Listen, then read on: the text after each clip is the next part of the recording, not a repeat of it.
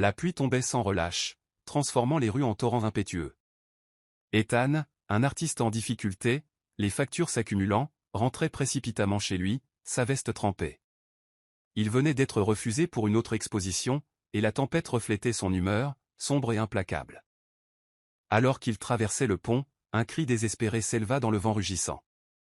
Une femme était piégée par la crue soudaine, les bras battant l'air tandis que le courant l'entraînait vers un collecteur d'eau pluviale.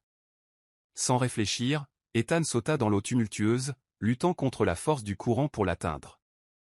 Ses muscles le brûlaient, mais il lui saisit le poignet juste à temps, la tirant hors de danger tandis que les débris s'écrasaient. À bout de souffle, la femme s'accrocha à lui, les yeux écarquillés de stupeur et de gratitude. Alors que la pluie diminuait, Ethan l'aida à se relever. Elle était belle, ses cheveux noirs plaqués sur son visage, ses vêtements abîmés par l'eau boueuse.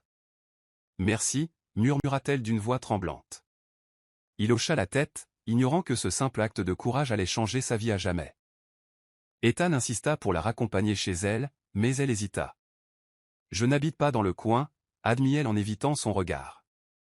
Quelque chose en elle semblait réservé, comme si elle portait un secret trop lourd à partager. Il lui proposa son petit appartement, le temps que la tempête passe. Elle accepta à contre-cœur, ses doigts tordant nerveusement le bas de sa chemise trempée.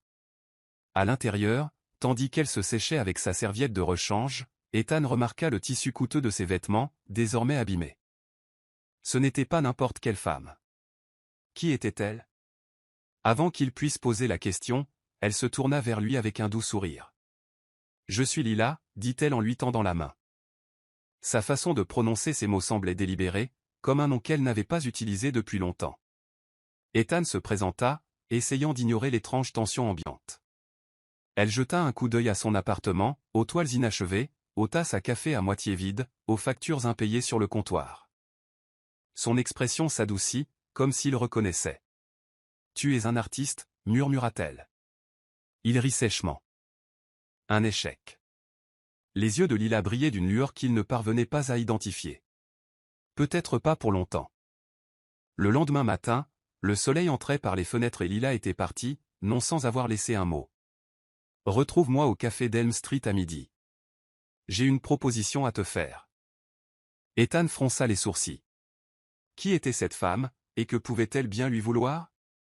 La curiosité le rongeait, alors il y alla. Lila était assise à une table dans un coin, complètement transformée, sa coiffure impeccable, ses vêtements impeccables et élégants. Elle sourit à son approche. « Tu es venu. » Ethan croisa les bras. « Tu veux m'expliquer ce qui se passe ?» Elle se pencha. « Et si je te disais que je peux changer ta vie ?» Il ricana. « Je ne crois pas aux contes de fées. » Puis elle glissa une enveloppe sur la table. À l'intérieur se trouvait un chèque avec suffisamment de zéros pour lui couper le souffle. « C'est une avance, dit-elle. Je veux que tu peignes quelque chose pour moi. Quelque chose de personnel. » Le cœur d'Ethan s'emballa. « Pourquoi moi ?» Le regard de Lila soutint le sien. « Parce que tu m'as sauvé. Et je pense que tu es la seule à pouvoir saisir ce dont j'ai besoin. » Le mystère s'épaissit. Que demandait-elle vraiment? Ethan acquiesça, mais le doute persistait. Qui peut bien donner une telle somme? Ce soir-là, il chercha le nom de Lila sur Internet, mais rien. Puis, par hasard, il tomba sur une photo floue d'une femme mondaine, celle d'une femme qui lui ressemblait, mais sous un nom différent. Isabella Moncler. Il en eut le souffle coupé. Les Moncler étaient l'une des familles les plus riches de la région. Pourquoi se cachait-elle? Le lendemain, au studio, il la confrontait. « Isabella ?» Son visage pâlit. « Où as-tu entendu ce nom ?» Il lui montra la photo. Elle poussa un long soupir. « J'espérais que tu ne le découvrirais pas encore. » Ethan croisa les bras. Il commença à parler. Les larmes lui montèrent aux yeux. « Je me suis enfui. Ma famille contrôlait ma vie. L'inondation a été mon point de rupture. » La colère d'Ethan s'estompa. « Alors, Lila, c'est moi qui l'ai choisi, » murmura-t-elle. « Mais maintenant, tu connais la vérité. » Il l'observait, sa peur, sa vulnérabilité. Il ne s'agissait pas seulement d'un tableau. Elle avait besoin d'un allié. « Lila, Isabella, m'a enfin révélé son plan. J'ai besoin que tu peignes mon portrait, mais pas pour moi. Pour mes parents. Ethan fronça les sourcils. Pourquoi? Elle se mordit la lèvre. C'est un message. La preuve que je suis en vie, mais libre. Il comprenait maintenant. Elle voulait que sa famille sache qu'elle ne serait pas renvoyée de force dans leur cage. Mais il y avait plus. Ils viendront vous chercher, dit-elle. Et quand ils verront le tableau, ils vous retrouveront. L'estomac d'Ethan se serra. Tu me prends comme appât? Elle lui prit les mains. Non. J'ai juste besoin de quelqu'un qu'ils ne peuvent pas intimider. Il s'est éloigné. Tu aurais dû me le dire. Avant qu'elle puisse répondre, une voiture noire s'arrêta devant le studio. Son souffle s'arrêta. Ils étaient déjà là. Le pouls d'Ethan s'accéléra. Que faire? Elle le regarda dans les yeux. On court. Ethan saisit la main de Lila et la tira vers la porte arrière du studio au moment même où la porte d'entrée s'ouvrait brusquement. Des pas lourds résonnèrent derrière eux tandis qu'ils couraient dans la ruelle, le souffle court. Les talons de Lila claquèrent sur le trottoir, la ralentissant. Ethan la prit dans ses bras et la porta jusqu'à une place de marché bondée. Ils se fondirent dans la foule, leur poursuivant un instant perdu dans le chaos. Lila s'accrocha à lui, le cœur battant contre sa poitrine. « Je suis tellement désolée, murmura-t-elle d'une voix tremblante. Je n'ai jamais voulu t'entraîner là-dedans. Ethan la regarda, sa peur se mêlant à autre chose, un besoin de protection. C'est trop tard, murmura-t-il. Mais nous sommes tous dans le même bateau maintenant. Il voyait la culpabilité dans ses yeux, mais aussi le soulagement. Elle n'était plus seule. Ils entrèrent dans un petit café faiblement éclairé et se glissèrent dans une cabine au fond. Ethan gardait les yeux rivés sur la porte tandis que Lila sortait un téléphone prépayé de son sac. « Il faut qu'on disparaisse, dit-elle en composant un numéro. Ethan haussa un sourcil. « Tu n'as qu'un téléphone de rechange ?» Elle lui adressa un petit sourire mystérieux. « J'y réfléchis depuis un moment. » L'appel a abouti et elle a parlé à voix basse. En quelques minutes, un lieu était fixé. « Nous avons un endroit sur où aller, lui a-t-elle dit. Mais il faut agir vite. » La planque était un appartement sans prétention en périphérie de la ville, niché dans un quartier calme. Dès qu'ils furent entrés, Lila verrouilla la porte derrière eux et tira les rideaux. Ethan occupa un espace restreint mais confortable, avec un canapé, une petite cuisine et une chambre simple.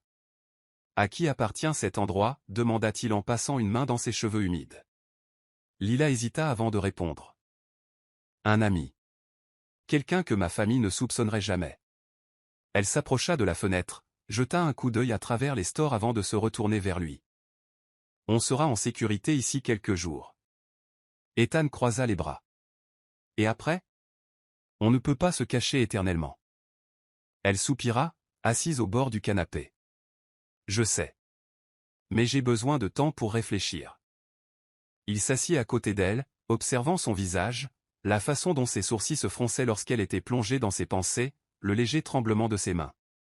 Elle était effrayée, mais déterminée. « Tu as vraiment tout laissé derrière toi, n'est-ce pas ?» demanda-t-il doucement. Lila croisa son regard, ses yeux brillants de larmes retenues. Il le fallait.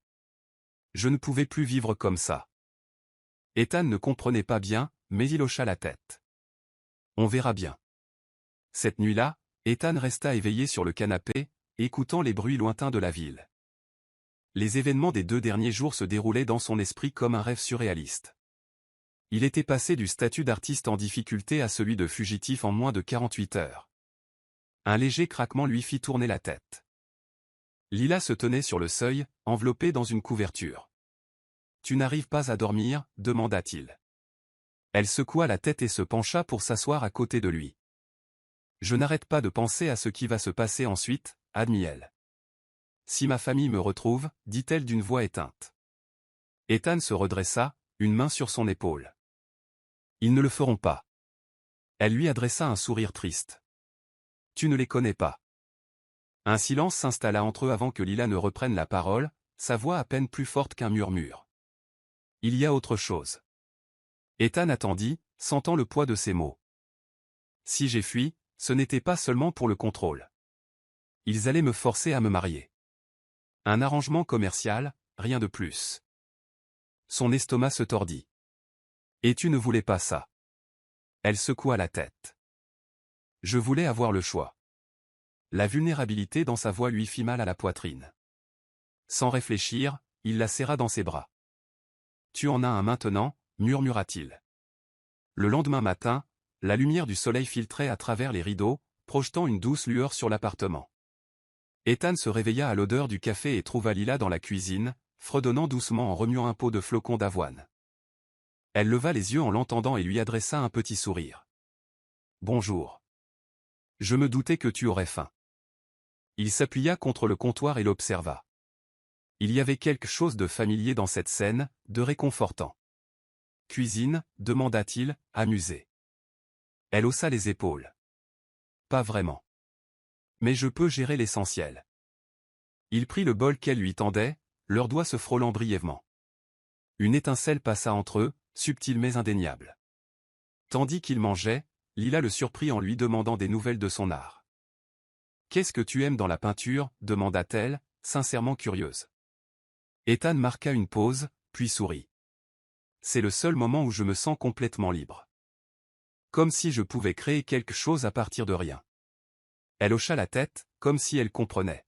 « C'est ce que je ressens quand je danse. » Il cligna des yeux. « Tu danses ?» Elle rit doucement. « Avant. Le ballet. Avant que tout ne soit une question d'apparence. » Sa façon d'en parler, mêlée de nostalgie et de regret, lui donnait envie d'en savoir plus. Le troisième jour, ils avaient trouvé un rythme. Lila avait recontacté son amie pour obtenir de fausses identités et de faux documents de voyage. « Il faut qu'on quitte la ville » avait-elle dit à Ethan au petit déjeuner. Quelque part où il ne penserait même pas à regarder. Il hocha la tête, même si la réalité de ce qu'il faisait semblait encore surréaliste. Cet après-midi-là, alors que Lila était au téléphone, Ethan se surprit à la dessiner, la façon dont ses cheveux tombaient sur son épaule, l'intensité de son regard lorsqu'elle parlait. Il ne réalisa qu'elle avait raccroché que lorsqu'elle se retrouva derrière lui, le souffle coupé à la vue du dessin. « Ethan » murmura-t-elle. Il se retourna, soudain gêné. « Je pensais juste » elle l'interrompit en lui déposant un baiser sur la joue. « C'est magnifique » dit-elle doucement. Son cœur s'emballa. « Toi aussi » admit-il avant de pouvoir s'en empêcher. L'air entre eux était chargé d'une énergie nouvelle, électrique. Avant qu'il puisse en dire plus, un coup violent à la porte brisa ce moment. Ils se figèrent. Les yeux de Lila s'écarquillèrent de panique. Il nous avait trouvés. Ethan attrapa Lila par le bras et l'entraîna vers la chambre au moment même où les coups se transformaient en coups violents. « Y a-t-il une autre issue » murmura-t-il d'un ton pressant. Lila hocha la tête, les doigts tremblants, tandis qu'elle écartait un miroir qui mesurait toute la hauteur pour révéler une étroite porte de service. « Échelle de secours » souffla-t-elle. Ils sortirent au moment même où la porte d'entrée s'ouvrait en éclats. Des marches de métal froid claquèrent sous leurs pieds tandis qu'ils descendaient dans une ruelle sombre. Ethan garda Lila près de lui, son corps protégeant le sien, tandis qu'ils débouchaient dans la rue. Un bus s'arrêtait à proximité, timing parfait. Ils montèrent à bord juste au moment où des cris fusaient de l'immeuble. Alors que le bus s'éloignait en grondant, Lila s'effondra contre l'épaule d'Ethan, tremblante de tout son corps. Il l'entoura d'un bras, sentant son pouce accélérer là où sa main reposait sur son cou. « Il faut qu'on disparaisse complètement » murmura-t-elle. Ethan l'embrassa sur le haut de la tête sans réfléchir, puis se figea devant son audace. Mais lorsque Lila leva son visage vers le sien, ses yeux exprimèrent seulement de la gratitude et une chaleur plus intense. 3 correspondances plus tard, il se trouvait sur un parking poussiéreux de voitures d'occasion, à la sortie de la ville. Ethan marchandait avec le vendeur tandis que Lila veillait, ses lunettes de soleil surdimensionnées masquant ses traits distinctifs. La vieille décapotable qu'ils avaient achetée comptant était peut-être plus vieille qu'eux deux réunis, mais elle roulait. Alors que la silhouette de la ville rétrécissait dans le rétroviseur, Lila émit soudain un rire éclatant et inattendu. Elle se leva de son siège, laissant le vent lui fouetter les cheveux. « Je ne me suis pas sentie aussi libre depuis des années » cria-t-elle par-dessus le rugissement du moteur. Ethan ne put s'empêcher de sourire de joie, même s'il resserrait sa prise sur le volant. Ils roulèrent jusqu'au coucher du soleil, puis s'arrêtèrent devant un motel en bord de route. L'employé jeta à peine un coup d'œil à leur fausse carte d'identité lorsqu'ils louèrent une chambre avec 2 lits jumeaux. Mais lorsque Lila sortit de la douche, enveloppée dans une fine serviette de motel, ses épaules nues luisantes de gouttes, Ethan trouva soudain le papier peint fascinant. « Prends le premier lit », murmura-t-il en lui lançant son dernier t-shirt propre. La climatisation de la chambre vibrait comme un animal agonisant, ne parvenant guère à combattre la chaleur étouffante. Ethan restait allongé, les yeux fixés sur le plafond taché d'eau, perceptible à la respiration douce de Lila à quelques mètres de là. Lorsqu'elle parla soudain, il fut surpris. « T'es-tu déjà demandé à quoi ressemblerait ta vie si tu ne m'avais pas sauvé de ce déluge ?» Sa voix résonna dans l'obscurité. Ethan tourna la tête et vit son profil illuminé par les phares. « Je recevrai probablement encore des courriels de refus de galerie, admit-il. Lila se tourna sur le côté pour lui faire face. « Et je serai prisonnier d'une cage dorée, entre eux, suspendu par la franchise brute de ses paroles. » Sans réfléchir, Ethan tendit la main par-dessus l'espace entre les lits et trouva les siens. Lorsque leurs regards se croisèrent dans la pénombre, l'air crépita entre eux. Ils se penchèrent simultanément, s'arrêtant à quelques centimètres l'un de l'autre. Ethan sentit son souffle chaud contre ses lèvres. Puis un klaxon retentit dehors, rompant le charme. Lila recula avec un rire tremblant. « On devrait dormir, » murmura-t-elle, même si ni l'un ni l'autre ne le fit pendant des heures. La lumière du soleil filtrait à travers de fins rideaux et réveilla Ethan dans une pièce vide, imprégnée d'une odeur de café. Il trouva Lila dehors, à une table de pique-nique, 2 tasses fumant entre elles. Elle sourit en le voyant, mais une nouvelle méfiance se lisait dans son regard après le quasi-baiser de la nuit dernière. « Tu ronfles ?» le taquina-t-elle en lui tendant une tasse. Ethan gémit en se frottant le visage. « Et tu voles toutes les couvertures. » Leur plaisanterie facile ne parvenait pas à masquer la tension qui régnait entre eux. Un journal laissé par les invités précédents attira l'attention de Lila. Son visage pâlit lorsqu'elle désigna un petit article, « La famille disparue de l'héritière de Montclair offre une récompense ». L'estomac d'Ethan se serra en voyant la photo granuleuse qui l'accompagnait. Lila, certes, mais avec des cheveux parfaitement coiffés et un sourire crispé. « On dirait que j'ai été kidnappée », murmura-t-elle. Ethan froissa le papier. « Ensuite, on s'assure que personne ne te trouve. » La détermination dans sa voix fit briller les yeux de Lila. Elle tendit la main par-dessus la table pour lui serrer la sienne, et cette fois, ni l'un ni l'autre ne s'éloigna. Ils empruntèrent ensuite des chemins de traverse, évitant les grands axes. La radio du cabriolet grésillait tandis qu'ils traversaient de petites villes où personne ne prêtait attention aux étrangers. Vers midi, Lila insista pour s'arrêter à un marché fermier en bord de route. En la regardant marchander des pêches avec un vendeur ridé par le soleil, son rire retentissant, Ethan sentit quelque chose se tordre dans sa poitrine. C'était la vraie Lila, pas l'héritière raffinée des photos de journaux. Elle revint, le jus d'une pêche mûre coulant sur son menton, et lui en offrit une bouchée. Quand ses lèvres effleurèrent ses doigts, ils se figèrent tous deux, un éclair électrique jaillissant entre eux. Leur moment fut brisé lorsqu'un SUV noir passa lentement devant le marché. Le souffle de Lila s'accéléra. Ethan se précipita sans hésiter, lui attrapa la main et la tira derrière un étal de fruits et légumes. Ils regardèrent, cachés, le SUV faire un premier tour, puis repartir. « Pas eux », dit Ethan avec soulagement. Mais les mains de Lila ne cessaient de trembler. Cette nuit-là, dans un autre motel, elle se glissa dans le lit d'Ethan après un cauchemar, ses pieds froids effleurant ses mollets. Il la tint dans ses bras jusqu'à l'aube, sa tête sur sa poitrine, prétendant tous deux que c'était juste pour se réconforter. 2 jours plus tard, la pluie torrentielle les rattrapa, la même qui les avait réunis. Ethan s'arrêta, la visibilité étant tombée à 0. Le toit du cabriolet fuyait, et bientôt, ils furent tous les deux trempés et rieurs malgré le danger. Lila essuya l'eau de pluie du front d'Ethan, son contact persistant. L'histoire se répétait, murmura-t-elle. Cette fois, lorsqu'ils se penchèrent, aucun klaxon ne les interrompit. Leur premier vrai baiser avait un goût de pluie, de jus de pêche et d'une douceur indéfinissable. Lorsqu'ils se séparèrent enfin, essoufflés, Lila posa son front contre le sien. « J'aurais dû faire ça dès que tu m'as tiré de l'eau, » avoua-t-elle. Le sourire d'Ethan s'effaça lorsque des phares apparurent derrière eux, trop vite, trop résolument. Le SUV du marché dérapa et s'arrêta à côté d'eux. Avant qu'ils puissent réagir, une voix familière s'éleva, « Isabella. Dieu merci, on t'a retrouvé. » Lila se figea. Ethan se retourna et vit un homme en costume coûteux marcher sous la pluie, son frère. Le restaurant chic était étrangement silencieux tandis que Daniel, le frère de Lila, glissait une photo sur la table. Papa a eu une crise cardiaque.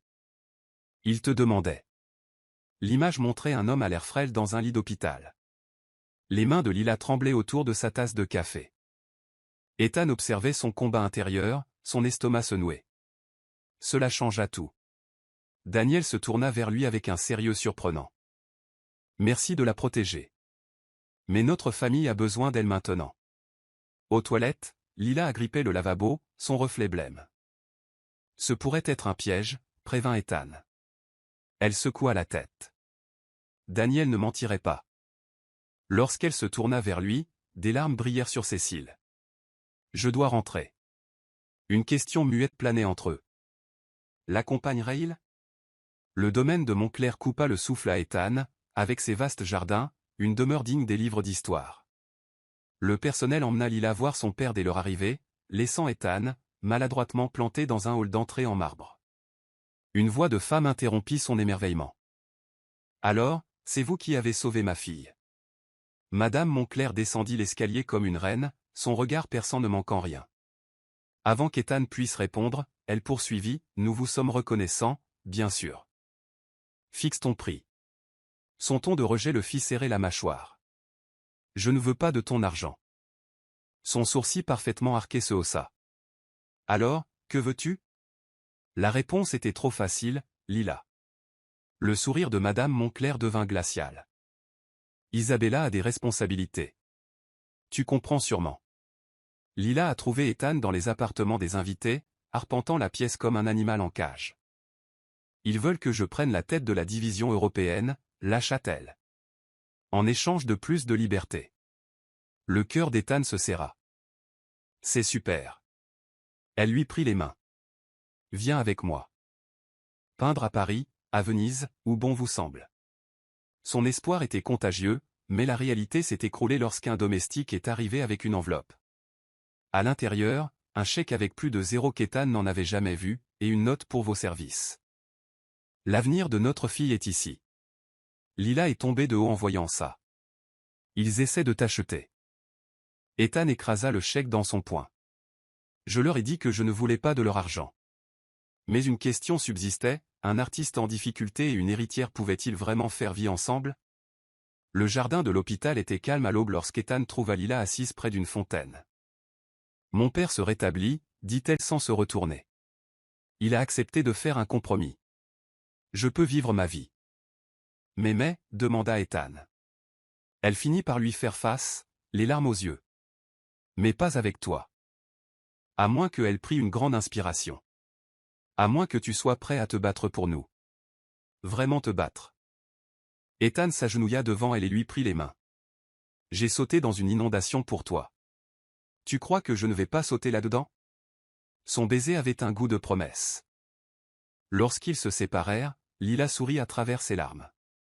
Alors, montrons-leur de quoi nous sommes faits.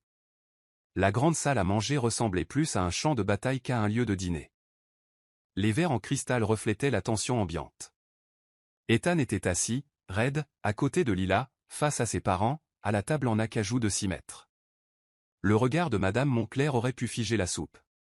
Vous devez comprendre, Monsieur Cole, commença le père de Lila d'une voix encore faible mais ferme, notre fille était promise à l'héritier Van der Rosen depuis son enfance. La fourchette de Lila claqua contre son assiette. Cet accord archaïque s'éteignit avec ma disparition, rétorqua-t-elle. Ethan sentit son genou se presser contre le sien sous la table, un appel silencieux à la solidarité. Quand le dessert arriva, Ethan surprit tout le monde en se levant. Avec tout le respect que je vous dois, dit-il en croisant le regard de l'homme plus âgé, la seule promesse qui compte est celle que je fais maintenant, aimer et protéger votre fille chaque jour de ma vie. La salle devint si silencieuse qu'on entendait le tic-tac de l'horloge. Puis, contre toute attente, Daniel renifla dans son vin. Zut! Cet artiste a du cran. 2 semaines plus tard, les mains d'Ethan tremblaient tandis qu'il ajustait le dernier tableau de son exposition surprise, une série de portraits immortalisant la transformation de Lila, d'héritière raffinée à fugitive balayée par les vents, puis à la femme radieuse dont il était tombé amoureux. Le galeriste n'avait accepté de l'accueillir qu'après avoir reconnu le nom de Montclair. La foule du vernissage murmura à l'entrée de la famille de Lila. Madame Montclair se figea devant la pièce maîtresse, une grande toile représentant Lila riant sous la pluie, les cheveux en bataille, la joie palpable. « Tu la vois » murmura Daniel, surpris. « Vraiment la voir. » Le désastre s'est produit lorsque Preston Van der Hosen est arrivé sans y être invité. Un travail d'amateur charmant, a-t-il ricané, suffisamment fort pour que les invités l'entendent. Avant qu'Ethan puisse répondre, Lila s'est avancée. « C'est drôle, dit-elle gentiment, c'est exactement ce que j'ai pensé en voyant nos épreuves de mariage. » La foule ricanait tandis que Preston prenait une teinte cramoisie. Ethan glissa sa main dans celle de Lila, la fierté lui gonflant la poitrine. Incapable de dormir, Ethan erra dans les jardins éclairés par la lune et trouva Lila près du bassin au carpe koi, sa chemise de nuit bleu pâle luisant dans l'obscurité. « Ils reviennent, dit-elle sans se retourner. Maman m'a demandé comment tu t'y prenais aujourd'hui. » Il s'assit à côté d'elle, leurs épaules se frôlant. « Ton père ne m'a toujours pas adressé la parole depuis le dîner. » Lila soupira, laissant glisser ses doigts dans l'eau. « Laisse-lui le temps. Il a du mal à admettre que sa petite fille a choisi A. » Elle a hésité. « Une inconnue » demanda Ethan à Riley. Lila se tourna vers lui, des gouttes d'eau scintillant au bout de ses doigts comme des diamants. « Non, un homme assez courageux pour aimer un ouragan. » Lorsqu'elle l'embrassa, les carpe koi se dispersèrent sous leur reflet. Le petit déjeuner arriva avec une enveloppe portant le sceau de cire de Montclair. À l'intérieur, un acte de propriété d'un cottage en bord de mer et un modeste fonds fiduciaire, non pas pour Lila, mais pour les projets artistiques d'Ethan. La note jointe disait « Prouvez-nous le contraire ». La ministre Lila s'agitait, aspergeant de jus d'orange la nappe en lin. C'était la bénédiction paternelle. Ethan étudia les documents, la gorge serrée. « C'est un test », corrigea Teil. « Ils attendent que j'échoue. »« Alors on veillera à ce que tu n'échoues pas », déclara Lila, déjà en train d'esquisser des plans sur une serviette en papier. « Le rez-de-chaussée sera ton studio. Le grenier, mon espace de danse. » Ethan lui attrapa le poignet. « Attends. Ton espace de danse ?» Elle rougit. « Je me suis dit que je pourrais peut-être le reprendre. Si ça te convient ?» L'espoir dans ses yeux brisa ses dernières réserves. Le chalet nécessitait plus de travaux que prévu. Dès la 3e semaine, des problèmes de plomberie et une fuite au toit ont fait monter la tension. « Tu rates quelque chose ?» accusa Ethan en trouvant Lila en train de feuilleter un magazine mondain. « Ne mens pas. » Elle a jeté le magazine dans les débris de rénovation. « L'eau chaude me manque. » « Et oui, parfois, ça me manque de ne plus me soucier de l'argent. » Dès qu'elle eut fini de parler, elle halta. « Ethan, je ne voulais pas dire » Il se dirigeait déjà vers la porte, ses bottes éclaboussées traçant des traces de boue sur le parquet inachevé. La porte moustiquaire claqua derrière lui avec un claquement définitif.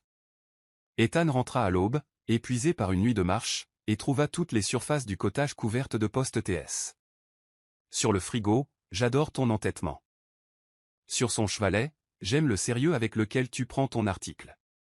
Scotché à la cafetière, j'aime même ton café infect. Il a trouvé Lila endormie dans leur lit taché de peinture, des traces de larmes séchées sur ses joues. Alors qu'il s'agenouillait près d'elle, elle remua. « Je suis désolé » murmurèrent-ils simultanément, puis ils rirent d'un rire humide. Ethan pressa son front contre le sien. « On va réparer la plomberie. » Lila s'est emmêlé les doigts dans ses cheveux. « Et j'apprendrai à gérer mon budget. » Leur baiser avait le goût du pardon et du retour à la maison. La lettre arriva un mardi. La National Gallery souhaitait la série de transformations d'Ethan pour une exposition prestigieuse. Lila a crié si fort que leur voisin a appelé la police. Ce soir-là, alors qu'ils célébraient avec du champagne bon marché, le téléphone de Lila a vibré. Le message de son père disait simplement « Nous assisterons au vernissage ». Ethan la regarda cligner des yeux pour retenir ses larmes. « Je t'avais bien dit qu'on leur prouverait le contraire », murmura-t-il. Lila l'embrassa tendrement, puis sourit. « Oh, chérie, ce n'est que le début. » La certitude dans sa voix lui serra le cœur. Ils se marièrent pieds nus sur la petite plage du cottage, Lila dans une simple robe en lin, Ethan dans une chemise qu'elle avait brodée avec de minuscules pinceaux. Daniel officiait, la gorge serrée pendant son discours. Même Madame Moncler s'essuyait les yeux. Alors que le coucher du soleil peignait le ciel d'or et de rose digne de la palette d'Ethan, Lila murmura, « Tu te souviens quand tu n'étais qu'une artiste en difficulté qui sauvait un inconnu ?» Il la fit tournoyer lentement, leurs orteils s'enfonçant dans le sable mouillé. La meilleure décision que j'ai jamais prise. Le soir du vernissage à la National Gallery, Ethan se tenait nerveusement à côté de son chef-d'œuvre, un nouveau triptyque représentant 3 versions de Lila, l'héritière de la société, la femme en fuite et la mariée radieuse. La foule a débordé lorsque Madame Moncler a non seulement loué l'œuvre, mais l'a achetée sur le champ. Pour notre collection familiale, annonça-t-elle en serrant la main de Lila. Plus tard, alors qu'elle marchait dans les rues éclairées par la lune, Lila s'arrêta brusquement. « Regarde !»